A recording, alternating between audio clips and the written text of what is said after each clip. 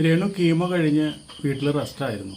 പക്ഷെ ഇന്ന് കാലത്ത് പെട്ടെന്ന് ഇന്നലെ തൊട്ട് തുടങ്ങി അസഹനീയമായ വേദന, അതുപോലെ തന്നെ ഛർദി, അതുപോലെ തന്നെ ലൂസ് മോഷൻ എല്ലാം കൂടി ആകുമ്പോൾ സഹിക്കാൻ പറ്റാണ്ടായി.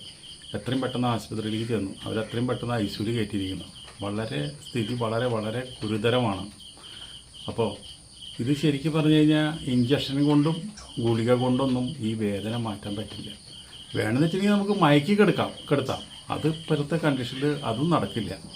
അപ്പോൾ നമ്മൾക്കിപ്പോൾ രേണുവിനെ കുത്തുവാക്കുകൾ പറയാണ്ടും രേണുവിനെ കുറ്റപ്പെടുത്താണ്ടും നിൽക്കുന്ന കുറേ നല്ല മനുഷ്യരുണ്ട്. ആ നല്ല മനുഷ്യരുടെ പ്രാർത്ഥന മാത്രം മതി രേണുവിന് പൂർവാധീന ശക്തിയോടുകൂടി ഐസിയുന്ന് തിരിച്ചു വരാനായിട്ട്.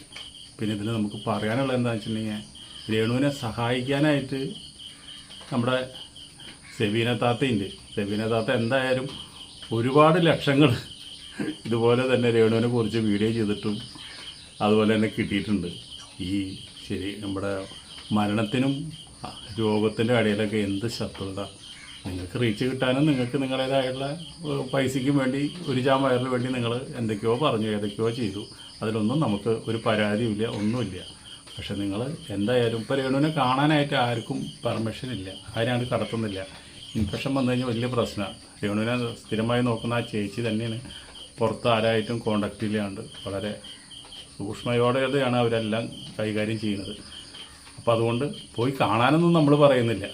ഒന്നുമില്ലെങ്കിലും നിങ്ങൾ രേണുവിൻ്റെ ഈ അവസ്ഥയിലെങ്കിലും നിങ്ങൾക്ക് പറ്റി തെറ്റ്, അതുപോലെ നിങ്ങൾ മാത്രമല്ല വേറെ പല യൂട്യൂബേഴ്സിനും പല തെറ്റ് പറ്റിയിട്ടുണ്ട്. രേണുവിന് കുറ്റം പറഞ്ഞ് വീഡിയോ ഇട്ടിട്ടുണ്ട്. അപ്പോൾ അവർക്കൊക്കെ ഒരു പശ്ചാത്തലപ്പിക്കാനായിട്ടൊരു അവസരം ആണ് ഇപ്പോൾ രേണു നിങ്ങൾക്ക് തന്നിരിക്കുന്നത്. അപ്പോൾ അവർക്ക് അനുകൂലമായിട്ട് വീഡിയോകൾ ഇടുക.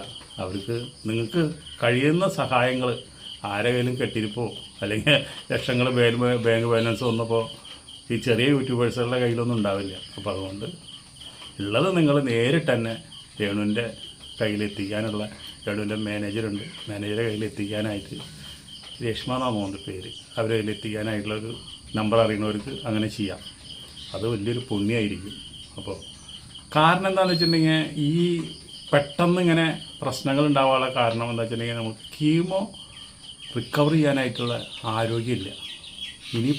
ഇന്നിപ്പോൾ ആരോഗ്യം ഉണ്ടാവണമെന്ന് പറഞ്ഞിട്ട് ഭക്ഷണം കഴിക്കാനും പറ്റാത്ത അവസ്ഥയായി.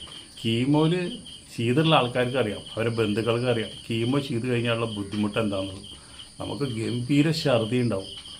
ഒരു ഭക്ഷണം പോലും നമുക്ക് കഴിക്കാൻ പറ്റില്ല. എന്ത് ഭക്ഷണം കഴിച്ചാലും നമ്മൾ ഛർദിക്കും. അതുപോലെ തന്നെ ശക്തമായുള്ള വേദന ഉണ്ടാവും. അപ്പോൾ ഇതൊന്നും തരണം ചെയ്യാനായിട്ട് നമുക്ക് നല്ല ആരോഗ്യമുള്ള ആൾക്കാർക്ക് പോലും പറ്റില്ല. പിന്നെയാണോ ഈ ആരോഗ്യമില്ലാത്ത വളരെ വണ്ണം കുറഞ്ഞ് ഭക്ഷണമൊന്നും കഴിക്കാണ്ട് ഇങ്ങനെ നിൽക്കുന്ന രേണുവിന്? അതാണ് നമ്മൾ പറയണത്. അപ്പോൾ വളരെ ക്രിട്ടിക്കൽ സ്റ്റേജിലാണ് ഇപ്പോൾ ഐസിയുവിൽ വന്നിരിക്കുന്നത്. എന്തായാലും എല്ലാവരും ഞാൻ നേരത്തെ പറഞ്ഞ പോലെ എല്ലാവരും പ്രാർത്ഥന ഉണ്ടാവുക. അല്ലാണ്ട് ഇപ്പോൾ നമുക്കിതിലൊന്നും പ്രാർത്ഥിക്കാമെന്നല്ലാണ്ട് വേറെ ഒന്നും നമുക്ക് സാധിക്കില്ലല്ലോ. അപ്പോൾ ഈ വിവരം നിങ്ങളോടൊന്ന് അപ്ഡേറ്റ് ചെയ്യണമെന്ന് വിചാരിച്ചു. അത്ര